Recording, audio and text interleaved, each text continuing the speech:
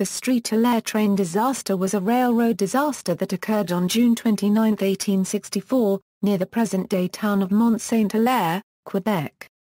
The train, which had been carrying many German and Polish immigrants, failed to acknowledge a stop signal and fell through an open swing bridge into the Richelieu River. Though uncertain, the widely accepted death toll is 99 persons. The disaster remains the worst railway accident in Canadian history. Background: during the 19th century, the Richelieu River served as an important waterway for trade between New York City and Montreal. Tourism also developed in the area greatly due to the steamboats that traveled up and down the river. The Beloeil Bridge was built as a swing bridge so that the railway would not interrupt the shipping lanes. The bridge connects the present-day municipalities of Otterburn Park, on the river's east bank, with Beloeil, on its west bank. Other nearby municipalities are Mont-Saint-Hilaire, on the east bank, and McMasterville, on the west bank. Disaster: on June 29, 1864, a Grand Trunk train carrying between 354 and 475 passengers, many of them German and Polish immigrants, was traveling from Quebec City to Montreal. At around 1:20 a.m. local time, the train was approaching the Beloeil Bridge. The swing bridge had been opened to allow the passage of 5 barges and a steamer ship. A red light a mile ahead of the bridge signaled to the train that the crossing was open and it needed to slow.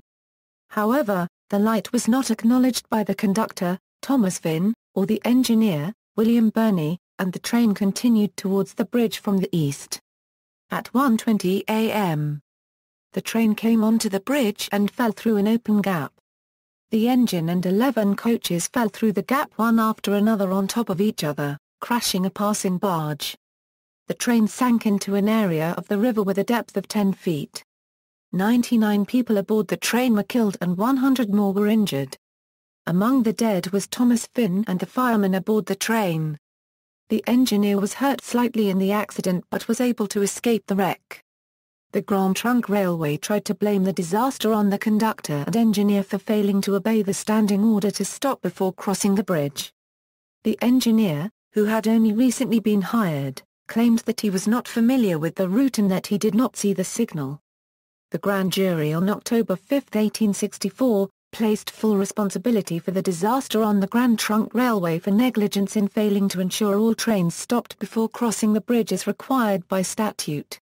The grand jury consider it their duty to reiterate their solemn conviction that the Grand Trunk Railway Company of Canada are mainly responsible for the melancholy catastrophe of the 29th of June last, and the great destruction of life caused thereat, and that they trust the said company will be found amenable to tribunal for their shameful treatment of their numerous passengers on that occasion.